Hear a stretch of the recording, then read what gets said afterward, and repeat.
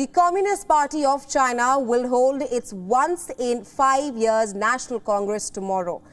President of the world's second largest economy, Xi Jinping, is expected to usher in a third 5-year term as the head of the government, the party and the military. A cloud of secrecy hangs over the proceedings surrounding the event. Chinese reports say that the 20th Congress is expected to produce a new set of leaders handpicked by Xi Jinping himself. The party has a history of over 100 years and has 96 million members who are led by a central committee and Politburo. Their top cadres form the powerful Politburo Standing Committee as well. With just 1 day left for the meeting, few questions arise. For most of them, what is at stake at this year's meeting? As regards with the political and the economic system of the country, no significant changes seem forthcoming. Using wide-ranging anti-corruption campaign, most of the opposition has been subdued. This even as the country's zero COVID-19 policy has placed tens of millions under quarantine.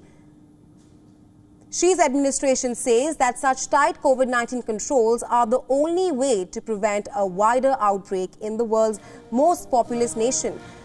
Moving on to the second question, how will the Congress affect China globally? Well, China's assertive foreign policy has prompted a backlash from the US, Europe and regional neighbors. Its claim to virtually the entire South China Sea has raised tensions with the US and others. Beijing's close alignment of its foreign policy with Russia and refusal to criticize Moscow's invasion of Ukraine have also heightened tensions with the West. Most importantly, China's threat to invade the self-governing island democracy of Taiwan to bring it under its control, even after not being in the good books of the Western powers. Xi has shown no sign of a change in foreign policy direction.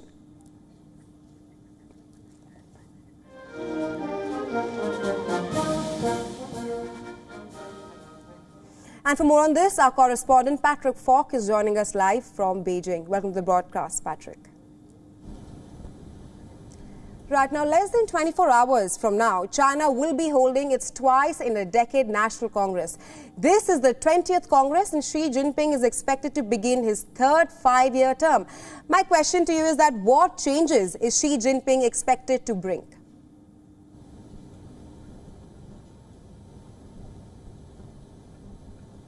I'm sorry, could you repeat the question, please?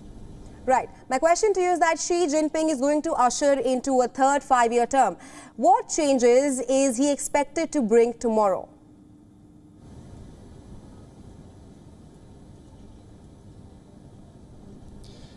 Well, this is an absolutely critical event for the Communist Party. As you said, it's a twice every decade event, and this is arguably the most consequential leadership reshuffle that is taking place, at least for the past 40 years here in China. Xi Jinping is almost certainly expected to stay on in the top job, but we are going to be keeping a very close eye on what the other leadership changes will be. As you mentioned, also, the new leadership is expected to be packed with Xi loyalists, and that is something that's critical right at this time because, as we know, the economy here is facing some very, very stiff challenges, and some key faces, pro-market reformists in particular, are going to be on their way out.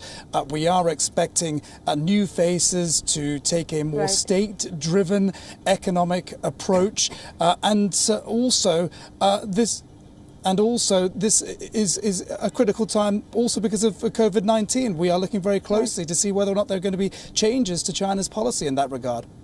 Right. Now the new leadership will set policies in China for the next 5 years. How will the upcoming 20th Congress affect China on a global stage?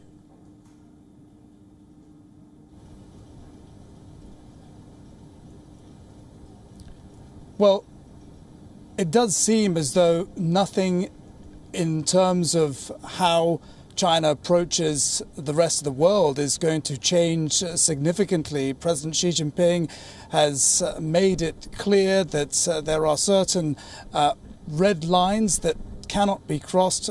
Most notably on Taiwan. We don't expect its position to change in that regard. It was also important to note that just ahead of the party congress, the US took steps to curtail China's access to all important semiconductor technology. So there is an intensifying rivalry, as we know, with the US. We don't expect, with there not being any significant leadership change at the top, that there is going to be any change in strategy to how China views the rest of the world, really. And in particular, also, one thing that China has come under criticism for is its refusal to condemn Russia for its invasion of Ukraine. But, you know, China has become more isolated, as has Russia, and the two have really joined hands in many ways and gotten tighter with one another as a result. We don't expect that to change in the coming years either. Well, thanks, Patrick, for getting us up to speed on this. We will, of course, be tracking this on WION at this hour. Thanks very much.